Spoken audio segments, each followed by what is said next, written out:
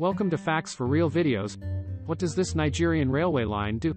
Believe it or not, there is a connection between this motorway in the Himalayas and this seaport in Sri Lanka.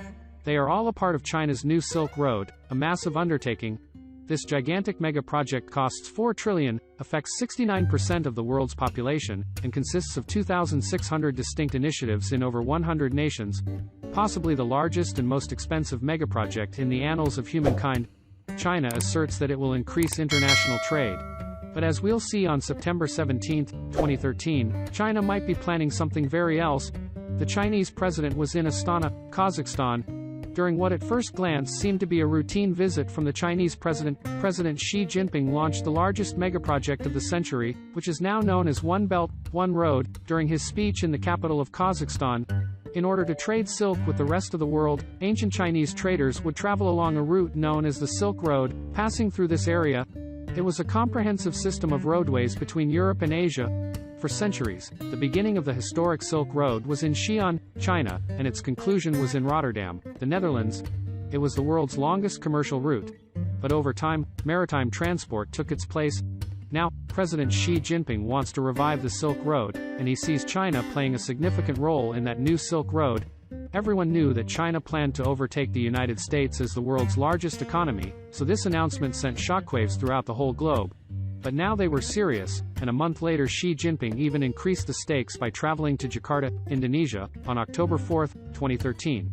He made his announcement that he was redesigning both the maritime Silk Road and the old Silk Road at this point. A project that had previously seemed to exclusively concern Central Asia now included Southeast Asia, the Indian subcontinent, the Middle East, and Africa. China was developing and improving roads, trains, ports, airports, power plants, and much more. Xi Jinping's pronouncements were welcomed with jubilation throughout the Silk Road nations but were viewed with mistrust in the West. However, it is unclear why China believes that constructing these transportation lines will increase international trade and assist the world economy. But this is disputed by several Western nations. However, what are China's true objectives? Let's examine two instances in more detail so that we can comprehend this, which Pakistan's situation ably demonstrates.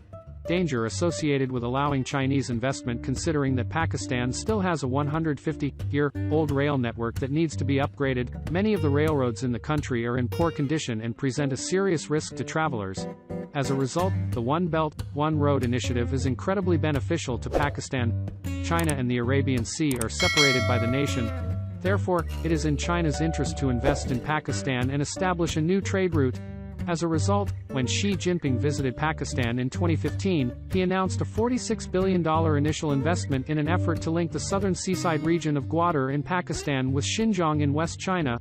A significant railway project that spans 4 railway lines across Pakistan and entails expanding the current infrastructure's capacity is at the heart of this investment.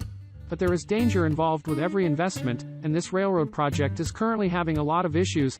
The project has been substantially delayed as a result of capacity issues and design flaws. Even worse, the project is already 4 years behind schedule, and Pakistan, a nation experiencing a severe economic crisis, now owes China almost $6 billion for Pakistan. This raises questions about Pakistan's ability to repay China. This appears to be a pretty sad collection of events. However, many opponents of the project contend that Pakistan's massive debts were not just unavoidable, rather, they were purposefully incurred.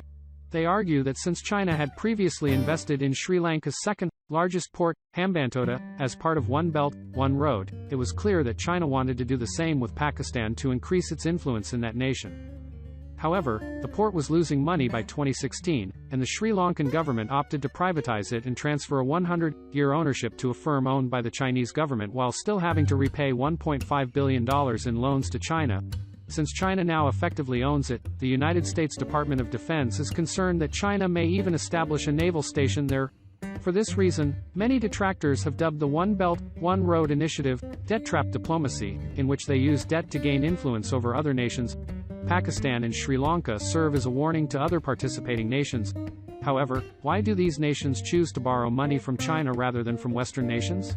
These nations borrow money from China because, according to legend, there are usually no conditions attached when applying for a loan from a Western nation.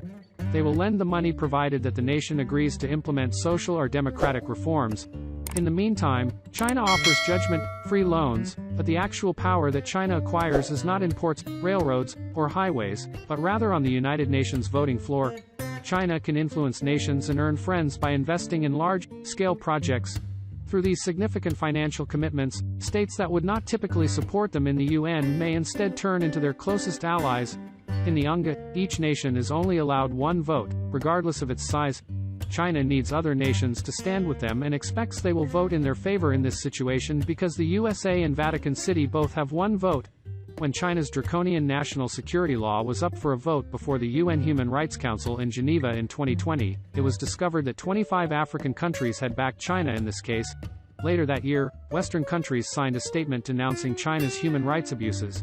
As time passed, One Belt, One Road began to diverge from the original trade routes, and no signatures from African nations could be identified. It was used to refer to all Chinese foreign investment, and in 2021, things took an even stranger turn.